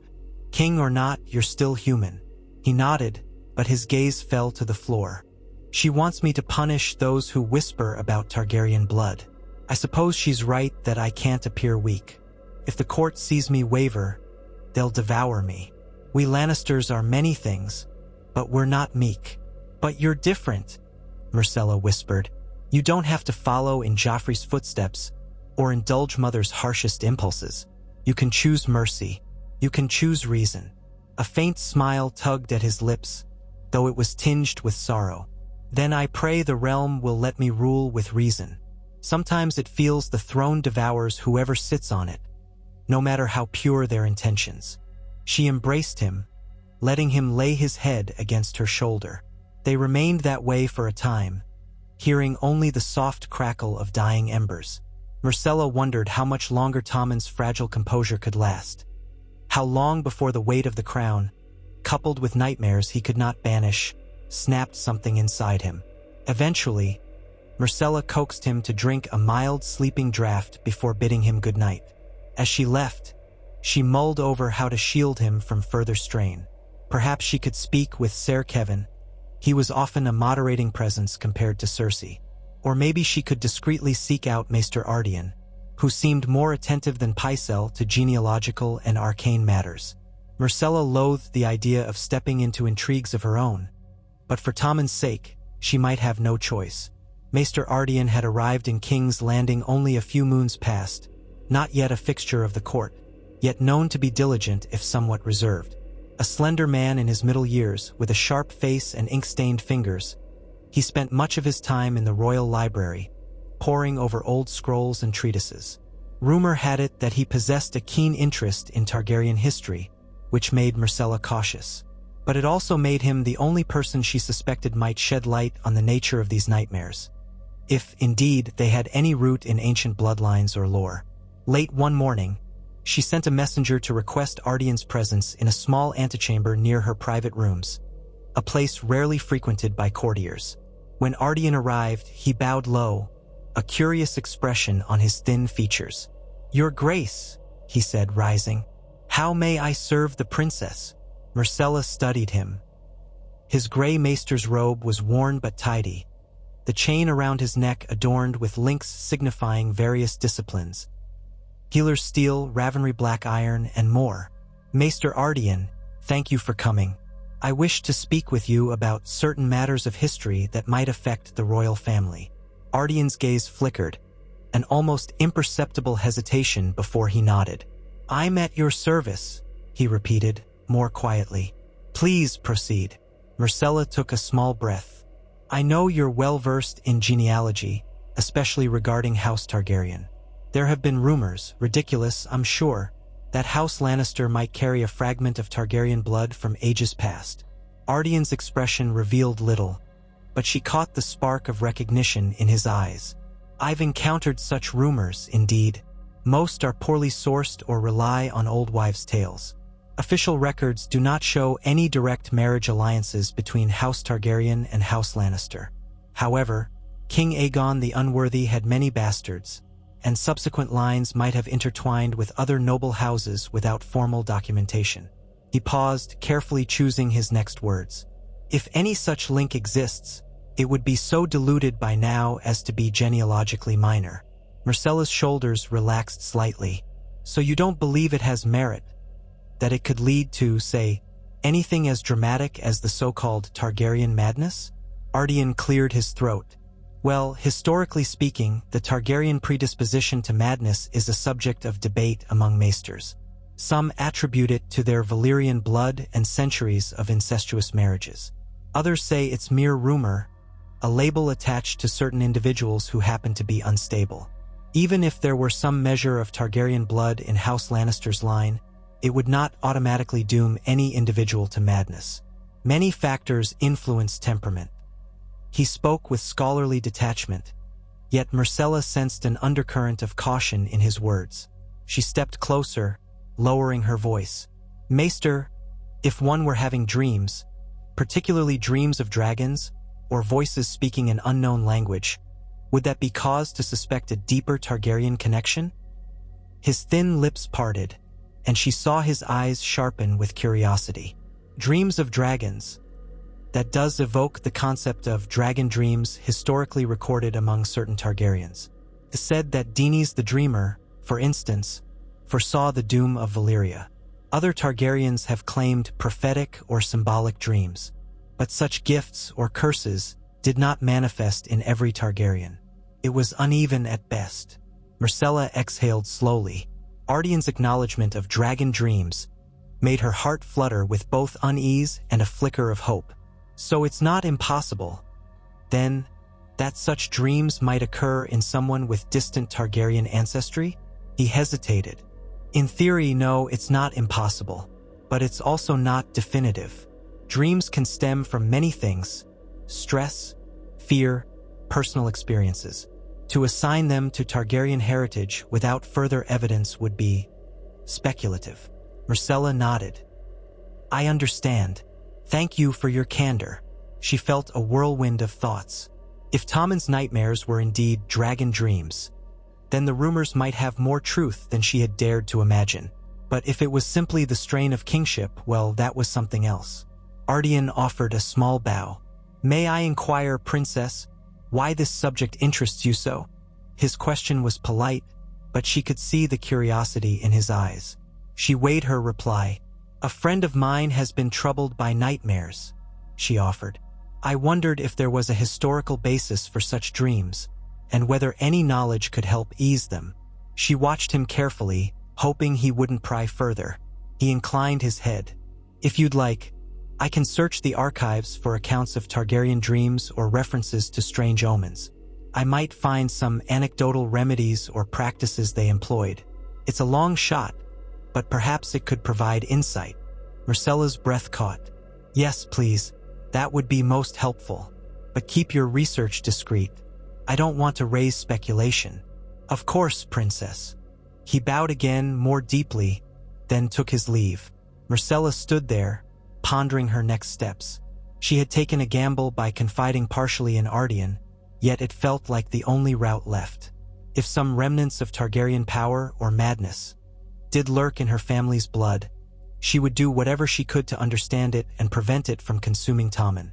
She only hoped she had not just unleashed more questions than answers. True to his word, Maester Ardian began to spend even more time in the depths of the Red Keep's library.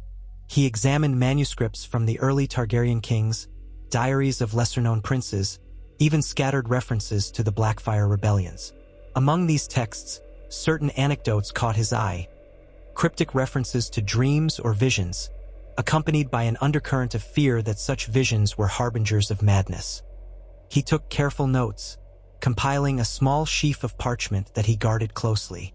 Yet the more he read, the less certain he became that there was any single cause of Targaryen dragon dreams. Some believed they were bestowed by the old Valyrian gods. Others suggested an inborn magical link to dragons themselves. Still others insisted it was all superstition. One passage from a fragmentary scroll especially intrigued him. It described a Targaryen princess of old, a minor figure overshadowed by her more famous siblings, who reportedly had golden hair rather than the usual silver blonde, leading to whispered rumors of Lannister parentage. The scroll did not confirm whether she truly was part Lannister, or if the color was a random quirk of genetics. Nevertheless, it hinted that she suffered nightmares of a fiery doom and, in her final years, began raving about the lion and the dragon as one. Though no name was given, the mention of golden hair and the cryptic phrase seized Ardian's imagination. Could this obscure reference foreshadow some hidden thread connecting House Lannister and House Targaryen? He worked late into the night, scribbling notes by candlelight. Occasionally, he caught himself listening for footsteps in the corridor, fearing that the Queen Regent might burst in and see the direction of his research. Cersei Lannister tolerated no perceived betrayal, and Ardian had no desire to end his days in the black cells. Yet he persisted, driven by a genuine fascination and a sense that this knowledge might prove vital. He told himself he was only doing his duty as a maester, collecting lore that could benefit the realm if the rumors about King Tommen proved to have any basis. Privately, however, he sensed that the truth might be more dangerous than ignorance. Meanwhile, events outside the Red Keep's walls served as a reminder that winter was not the only threat looming. Word reached King's Landing of restless Ironborn along the western coasts, raiding small villages. The Riverlands still reeled from the devastation of the war. The Vale kept largely to itself, while the north faced its own perils beyond the wall. Amid these tidings, the small folk flocked to the capital, seeking what safety they could. That influx strained the city's resources, and soon the narrow streets teemed with beggars and refugees. Murmurs of discontent spread, for the last war had already taxed King's Landing cruelly, and a new winter promised harsher times. In response, Cersei commanded that the Gold Cloaks maintain order, forcibly dispersing any gathering that smelled of sedition. Tommen signed proclamations for extra bread distribution to ease the suffering. The tension between mother and son grew, for she believed harsh discipline was the only path to stability, while he wanted to mitigate people's suffering. Myrcella watched, anxious that Tommen's efforts to show compassion might be perceived as weakness, inciting further rumors that the crown was vulnerable. And still, behind it all, that question of madness lingered like a sword balanced on a hair's breadth. During one such distribution in Flea Bottom, a gesture initiated by Tommen to show the crown's goodwill, an incident occurred. King Tommen did not personally venture into the squalid district, that would have been far too dangerous, but he dispatched a retinue led by Ser Loras Tyrell to oversee the handing out of loaves. The crowd at first was grateful, surging forward to claim the bread, but a gang of ruffians, emboldened by the chaos, attempted to provoke a riot, shouting accusations that the boy king would soon bring dragon's fire upon them all. Their cries found frightened ears, sowing panic. Ser Loras and his knights managed to quell the disturbance, but not before a handful of small folk were trampled, and rumors sprang anew that something unnatural stirred in the Red Keep. "He's going to burn the city like the Mad King," some shrieked.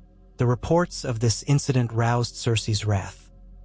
She demanded that the ringleaders be found and punished publicly to serve as a warning. Within days, a half-dozen men were dragged before the courts, tried, and sentenced to flogging in the city square. Tommen, troubled, signed the order under his mother's withering gaze, though he asked that the punishment be reduced to a swift execution if they were deemed truly guilty of treason. Cersei refused. She wanted a spectacle of pain to teach the rabble a lesson. Tommen bowed to her authority, but the next day he could hardly bring himself to rise from bed, burdened by guilt. Myrcella brought him a bowl of warm broth and sat with him, wordless but sympathetic. She wondered how long Tommen's conscience could endure the clash with Cersei's unrelenting force. It was nearly a fortnight later when Maester Ardian summoned his courage to request a private audience with Myrcella. He sent a discreet note via one of her maids, asking to meet her in a rarely used corridor outside the library at dusk. The hush of evening descended as Myrcella, hooded in a plain cloak, slipped from her chambers. She found Ardian waiting, peering around nervously, a small satchel clutched in his left hand. Torchlight cast flickering shadows along the stone walls. The corridor was quiet, save for the distant clank of a patrolling guard's footsteps. "My lady," Ardian murmured, inclining his head. "Thank you for coming." She glanced around, ensuring no one lingered within earshot. "You said you had something urgent?" He nodded, lips pursed. "I've uncovered certain fragments in old manuscripts, nothing definitive, mind you, but enough to suggest that there may well have been a discrete lineage link between a Targaryen bastard line and a lesser Lannister branch some centuries ago. It might explain how a faint trace of Valyrian blood could persist within House Lannister, albeit thoroughly diluted. Myrcella's heart thumped. To hear it stated so plainly was both terrifying and oddly relieving. "I see," she whispered. "And does it speak of any ramifications? Madness? Dreams?" Ardian hesitated, then withdrew a few folded pages from his satchel. "These are copies of the most relevant passages. One account references a Targaryen princess, possibly not in the direct line of succession, who was rumored to have hair more gold than silver. Some claimed that it was a sign she was fathered by a Lannister, or that her mother's father might have been a Lannister. The text is maddeningly vague." He tapped the page. "But it does allude to her having persistent nightmares of fire and dragons. Some claimed she was mad. Others believed she was gifted with prophecy. No one can say for certain." Myrcella scanned the copies, though the archaic script and cryptic references offered more questions than answers. "What happened to her?" "There's no record of her ultimate fate in these fragments," Ardian replied softly. "But rumors say she died young, perhaps in childbirth, or perhaps by her own hand. The line that stands out is, 'She dreamt of a golden beast with a dragon's roar, devoured by the flames it sought to tame.' A poetic flourish, presumably." Myrcella shivered. She recalled her own anxious reflection in a mirror, the flicker in her eyes that she feared might be more than just candlelight. So if such a union occurred, then it's possible some sliver of Targaryen blood exists in our house. But that doesn't prove Tommen or I are doomed to madness. Ardian bowed his head. "No, it does not. In fact, plenty of Targaryens went their whole lives without any sign of madness or dragon dreams. Still, it might explain the nightmares, if indeed they are of that nature." A rustling from a nearby passage made them both freeze. Myrcella turned, seeing only a drifting shadow, perhaps a guard, perhaps a servant. She beckoned Ardian to speak quietly. "If my mother learns of this," she whispered, "she'll be furious. She wants these rumors dead." Ardian's expression tightened. "I have no desire to cross the Queen Regent. I only share this with you because you expressed concern about a friend's dreams. Knowledge can sometimes guide us to caution, if not solace." She felt a surge of gratitude. "Thank you, Maester. Please keep this between us. I fear for my brother's safety if certain factions believe the rumor to be true. They might see him as a threat, or see an opportunity to manipulate him." Ardian tucked the pages back into his satchel. "I understand. I'll remain discreet. In the meantime, if the king suffers from nightmares, I can devise a gentler sleeping draught. Something less potent than what Pycelle brews. Perhaps that will grant him some respite, though I can't banish dreams entirely."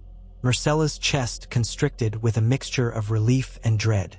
"Any help you can provide would be welcome." She hesitated, then asked, "Does this knowledge frighten you, Maester? The idea that the Targaryen line might still linger, hidden, even in part." He gave a thin smile, eyes flicking with scholarly interest. "It fascinates me, if I'm honest, but as a Maester, I've studied enough wars and rebellions to know that bloodline disputes can set the realm aflame. I hope we've seen enough war for a lifetime. I'd rather not watch Westeros burn over a half-forgotten secret." Myrcella couldn't help but recall the nightmares of blazing pyres, of dragonfire consuming all. "Nor would I," she murmured. "Thank you again, Maester." They parted ways quietly. Myrcella found her steps unsteady as she ascended the stairs back to her quarters.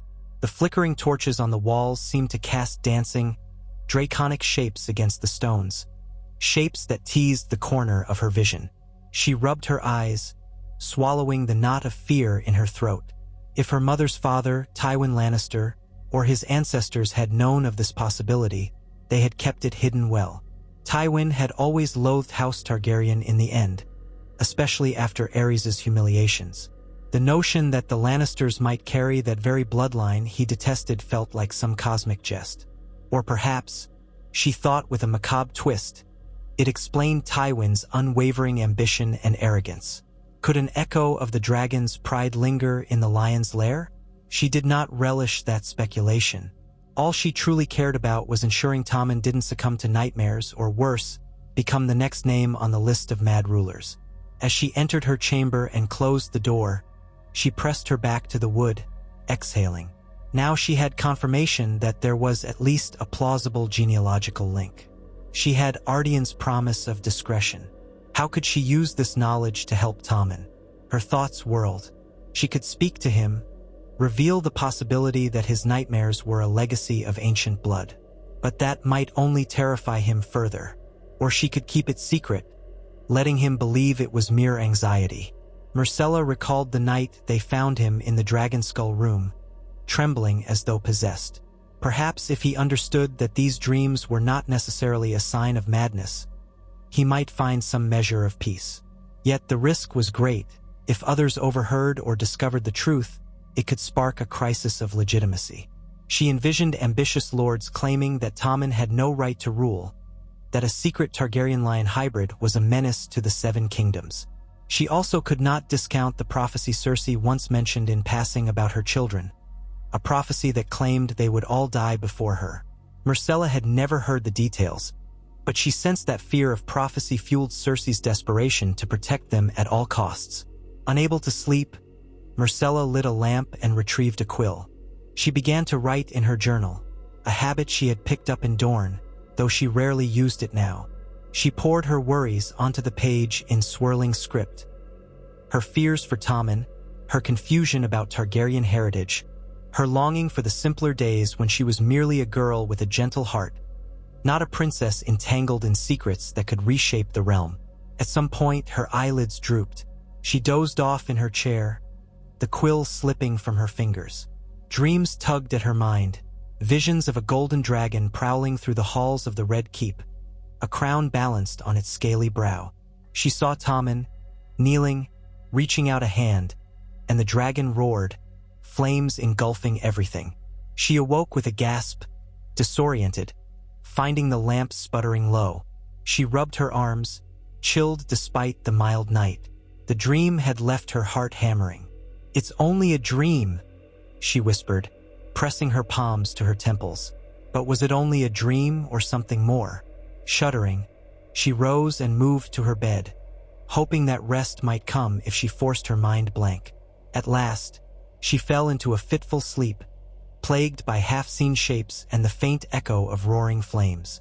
If King's Landing was uneasy under the weight of winter's approach, tensions grew more tangible when a raven arrived from the north, bearing news that Stannis Baratheon had marched his forces against the Boltons at Winterfell. Rumor claimed that the Bolton power in the north was precarious, and some even whispered that a young man claiming to be Ned Stark's youngest son had rallied parts of the northern lords.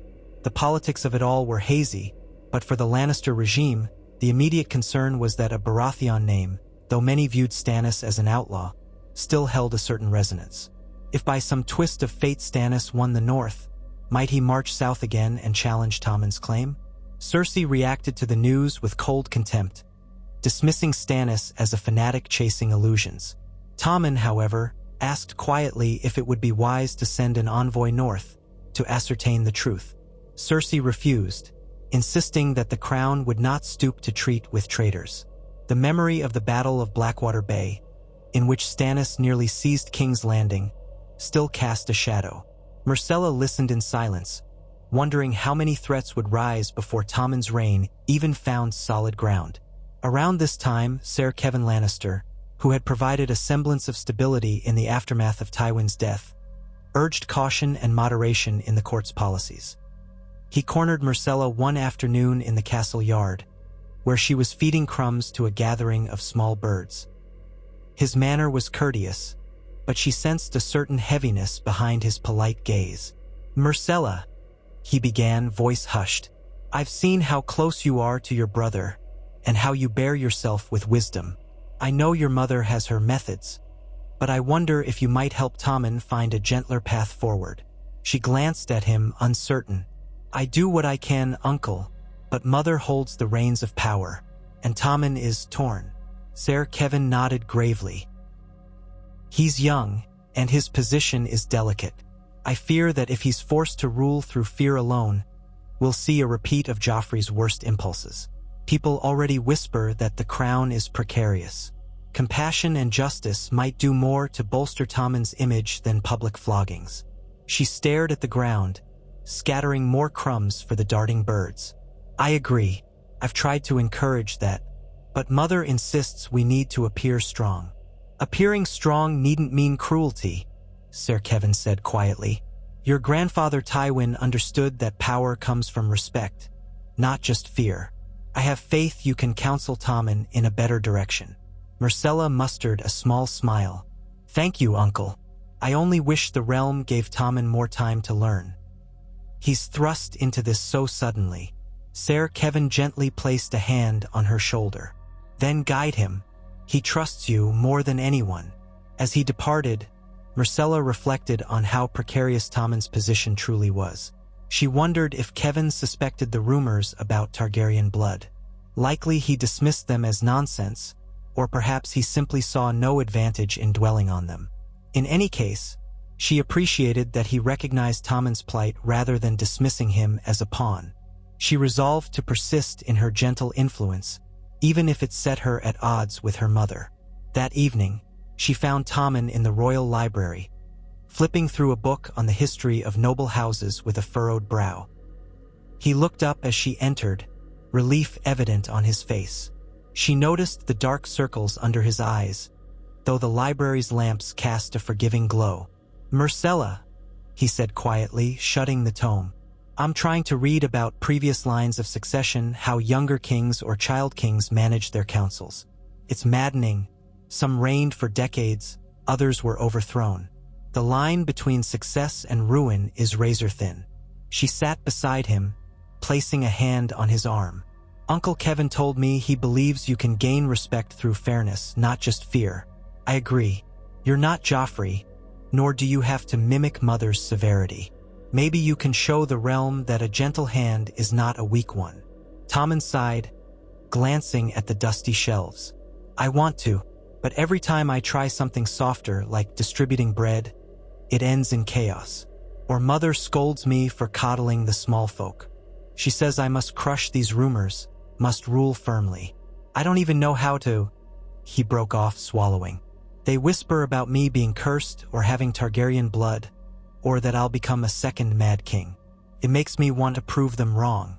Yet the more I dwell on it, the more the nightmares come. It's like I can't escape it. Myrcella hesitated. Should she tell him that Maester Ardian believed a Targaryen link might indeed exist? The prospect terrified her, but she sensed Tommen's anguish, his need for clarity. If he believed it was all a lie and yet the nightmares persisted, might that confusion break him further? She exhaled. Tommen, she began, voice gentle. What if there was some small chance our bloodline is more complicated than we were told? Would that truly define who we are? He gave her a sharp look, confusion mingled with fear. What do you mean? She bit her lip. I've spoken with Maester Ardian. He's found evidence that, centuries ago, a branch of House Targaryen and House Lannister might have intermarried in secret. It's not certain, but possible. If that's the case, maybe that explains the dreams. Tommen's eyes widened. He pressed his back against the chair, like someone bracing for a blow. So the rumors might be true? Myrcella's heart clenched. Only in a very distant sense. It doesn't mean we're about to sprout wings or lose our minds. It just might be that some trace of their blood carries forward. If so, it's no guarantee of madness. Could be nothing more than a thread in our lineage. But it might also be why you dream of dragons. He was silent for a long moment, breathing shallowly. I knew the nightmares felt more than just bad dreams, he whispered. I see flames sometimes, flickering around me. I hear them whispering in a language I don't understand. It's so real. He lifted his gaze to hers, eyes brimming with tears. Does this mean I'll become like the Mad King, burning my enemies alive? She grasped his hand firmly. No, she said, forcing conviction into her tone. Heritage doesn't seal your fate. The Mad King wasn't just Targaryen. He was also shaped by paranoia, by isolation, by a lifetime of fear. You're surrounded by people who love you, Tommen. You can choose how you act." He exhaled shakily, tears sliding down his cheeks. "But how do I break these dreams? How do I live with them?" Myrcella swallowed the lump in her throat. "Maester Ardian might have some suggestions. We can try gentler drafts or certain calming herbs. If the dreams persist, we face them together. You're not alone. You have me, and we'll keep this secret from Mother for now, at least until we know more." He nodded slowly, wiping his tears. "Thank you," he whispered. "I can't talk to her about it. She won't hear it. She'd think I was betraying her even to mention Targaryen blood." Myrcella placed a gentle kiss on his brow, her heart twisting with protective love. "Then we won't mention it, but we'll keep searching for ways to help. You're my brother, and I won't abandon you." They embraced, and Myrcella felt Tommen trembling. She held him until his breathing steadied. In that quiet hush of the library, surrounded by ancient books and hidden knowledge, she prayed to the Seven that they could navigate this perilous path without calamity. She did not dare hope the road would be easy. Joffrey's memory cast a long shadow, a reminder of how quickly cruelty could bloom. And if Tommen harbored a spark of Targaryen fire, she feared that heartbreak could fan it into a blaze. But she clung to hope that the gentle boy she knew could triumph over any darkness in his blood. Word from the north arrived again, accompanied by a chill wind heralding the approach of true winter. Reports suggested Stannis Baratheon's forces were trapped in a blizzard, struggling against starvation and ambushes. The Boltons retained a tenuous hold on Winterfell. Ravens also brought tidings of disquiet in the Reach, bandits or perhaps roving soldiers from the last war, terrorizing smaller hamlets. Lord Mace Tyrell sent polite assurances that all would be handled, but behind the scenes, worry crept through the Red Keep. The realm was fractured, war-weary, and ill-prepared for a harsh winter. Even so, Cersei pressed forward with her own intrigues, placing allies in key positions and rooting out those she perceived as disloyal. During a meeting of the small council, Tommen forced a discussion about the rising number of refugees in King's Landing. He suggested setting up temporary shelters along the Mudgate or granting them safe passage to farmland where they could find honest work.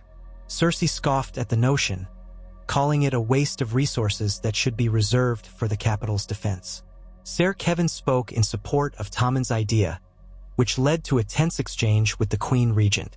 By the end of it, Tommen had gained only a minor concession, a small allotment of coin for bread and bedding. Yet even that small victory seemed to buoy his spirits slightly. Myrcella observed from the sidelines, her presence accepted at council meetings mainly because Tommen requested it and because Cersei wanted her where she could keep an eye on her daughter. Myrcella hoped the show of compassion might improve the small folks' opinion of the king, but she also worried that Cersei's resentment would simmer. If tensions within the council worsened, Tommen might find himself besieged from all sides. And if that stress converged with the undercurrent of nightmares, she found herself glancing at Pycelle with his wheezing breath and trembling hands, wondering if he suspected anything amiss. She recalled how often Pycelle claimed to have served the Targaryens in his youth, how he might connect the dots if given cause. Yet he seemed oblivious, more concerned with toadying to Cersei's whims. Only Ardian, she believed, suspected the true scope of the rumor's validity. Even so, it would only take one slip of the tongue, one revealing scrap of parchment, to set half the court aflame with suspicion. Cersei, from her seat at the head of the table, scanned the faces of those present. Myrcella noticed how her mother's gaze lingered on Tommen with a mixture of fierce love and grim calculation. Then her eyes swept over Myrcella, and for a moment, mother and daughter locked gazes. Myrcella held her breath, fearing that Cersei might see the secret in her eyes, might guess that Myrcella knew more about their potential Targaryen link than she was letting on. But after an instant, Cersei looked away, turning her attention to Lord Giles, who was babbling about port tariffs. Myrcella exhaled in relief. She felt like a liar in her mother's presence, yet she could not regret trying to protect Tommen. If only she could find a path that might reconcile them all. But Cersei's hostility toward the rumor was absolute. If confronted with evidence of any Targaryen ties, Myrcella dreaded to think what her mother might do. Perhaps she would lash out even at Myrcella, seeing betrayal. Cersei's devotion could become an inferno, consuming all in its path. Thus, Myrcella walked a tightrope in the days that followed, dividing her time between comforting Tommen and quietly conferring with Maester Ardian. Ardian provided a new sleeping mixture for Tommen, a subtle blend of herbs that was less potent than what Pycelle typically gave but gentler on the mind. Tommen began to sleep with fewer disruptions, though the nightmares never disappeared entirely. One morning, Tommen revealed that he had dreamed of a battlefield blanketed with snow, where a dragon of ice fought a dragon of flame, and he stood in the middle, uncertain which to aid. The dream rattled him, but at least it lacked the usual sense of personal damnation. Myrcella clung to that as a sign of improvement. As winter's chill set in more firmly, the entire court felt the cold creep through the red keep's ancient stones. Fires burned in every hearth, yet drafts slithered under the doors. The courtyard fountains began to glaze with thin ice at dawn. Most days were gray, the sun veiled behind low clouds. Myrcella caught fleeting glimpses of her mother pacing the castle halls, fine furs draped over her shoulders, an air of restlessness about her. Cersei seemed to sense that a reckoning was brewing, and she was determined to stand at the center of it, defiant and unbroken. One such afternoon, as Myrcella crossed the yard, she saw Cersei in heated conversation with Tina of Myr, one of her confidants. Their voices were low, but Cersei's gesture was emphatic. Myrcella paused at a distance, uncertain if she show. Old approach. Fragments of words floated on the cold air. The boy must appear strong. Whispers cannot be tolerated. Your loyalty ensures reward. Myrcella guessed they were discussing how to stifle new rumors, possibly bribes or intimidation. With a pang of dismay, she realized how thoroughly her mother was prepared to control the narrative, no matter the cost. Instead of intruding, Myrcella continued on her way, deciding it best not to alert Cersei to her presence. She made her way to the Godswood, a small one, unlike the vast northern groves, but peaceful nonetheless. The heart tree there had no face carved in it, being from a different lineage than the old northern weirwoods, but the rustle of leaves and the trickle of a nearby stream provided a sanctuary of sorts. She knelt by the stream, dipping her fingers in the icy water. No prayers came to her lips, only a silent entreaty for guidance. If the gods watched over her family, they were subtle in their ways. Footsteps on the leaves made her turn. Prince Trystane Martell stood at the edge of the clearing, wearing a heavy cloak of sable. She hadn't realized he was still in the capital. He had spoken of returning to Dorne soon, now that certain courtesies were handled. She stood, inclining her head in greeting. Prince Trystane, I didn't hear you approach. He gave a slight bow, a half-apologetic smile on his lips. Forgive me, I was walking and I saw you here. I thought perhaps you might welcome some company. She offered a weary smile. Company is always welcome. She gestured for him to join her by the stream. The quiet grove was a stark contrast to the bustling courtyards and suspicious corridors. Trystane moved closer, glancing at the half-bare branches overhead. It's colder here than in Dorne, even with winter not fully set in. I miss the warmth of the sun. Myrcella chuckled softly, her breath fogging in the chill air. Yes, King's Landing can feel dreary under winter clouds. At least in Dorne the sun shines even when the air cools. He studied her face. You seem burdened, princess. Has something happened? His question was gentle, but Myrcella could sense the genuine concern behind it. She found it reassuring, yet it also reminded her of the precarious lines she walked. She considered how to respond. Admitting the truth about Tommen's nightmares and the Targaryen rumor would be madness, even to someone she trusted. Yet she felt a longing to confide in someone outside the immediate circle of tension. There's always something happening at court, she said carefully. My brother struggles with the demands of his throne, and my mother. She tries to protect him in ways that are sometimes difficult to understand. Trystane nodded. I won't pry, but if you ever need a friend to talk to, Myrcella, my feelings for you haven't changed, even if the betrothal is uncertain now. You were kind to me in Dorne, and I've never forgotten that." A warmth spread through her chest, momentarily easing her burdens. She thought of the gentle days in the water gardens, splashing in the pools under the bright sun, free from the suffocating intrigues of King's Landing. "Thank you," she whispered. "You don't know how much that means to me. I wish politics didn't make everything so complicated." He hesitated, as though weighing his next words. "If the situation here grows dire, you could come to Dorne. My father might still honor the alliance if you so desired. You'd be safe. You know that." Her heart beat faster. "I appreciate your offer, but I can't abandon Tommen. He needs me, and my mother would never allow it in any case." Trystane glanced away, a troubled expression marring his features. "I understand. I only wanted you to know you had a refuge, should it come to that." Myrcella wondered if it might come to that. If the rumors escalated, if Tommen's nightmares worsened, if Cersei's vendettas plunged the city into chaos, would she be forced to choose between loyalty to her mother and saving herself? The thought chilled her more than the winter air. She forced a small smile. "Let's pray it never does." They shared a moment of silence, the wind rustling the last leaves from the trees. Trystane offered his arm, and she took it, grateful for the small comfort of companionship. They walked slowly around the Godswood, not speaking of dire matters, but of safer topics. The beauty of the Spear Tower in Sunspear, the festivals held each autumn in Dorne, memories of bright orange blossoms and sweet wines.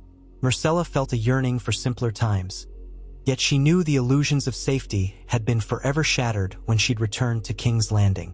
Eventually, they parted ways, and Myrcella felt a pang as she watched him go. She recognized in herself a deep wish for a normal life, one where she might marry for love, travel the realm without fear, and remain unshackled by whispered curses of madness. But such fantasies belonged to a realm beyond her grasp. She returned to the Red Keep and her duties, heart heavier than before. Winter continued to deepen, and King's Landing adapted to the cold with furs and fires. Street vendors sold roasted chestnuts, seeking to eke out a living from the shivering crowds. Tommen spent much of his time conferring with Ser Kevin or the council, trying to balance the realm's needs against dwindling coffers. He occasionally joined Myrcella in the library, where they pored over treatises on governance and read old records that might hint at how to handle a kingdom in winter. These sessions offered a calm respite from the swirl of the court. One evening, after a particularly long day of negotiations with visiting merchants, Tommen arrived at Myrcella's chamber looking exhausted. She bid her maids to leave them, then guided him to a chair by the hearth. "You look like you're about to collapse," she said softly. He leaned back, rubbing his eyes. "The nightmares are less frequent, but I still feel haunted.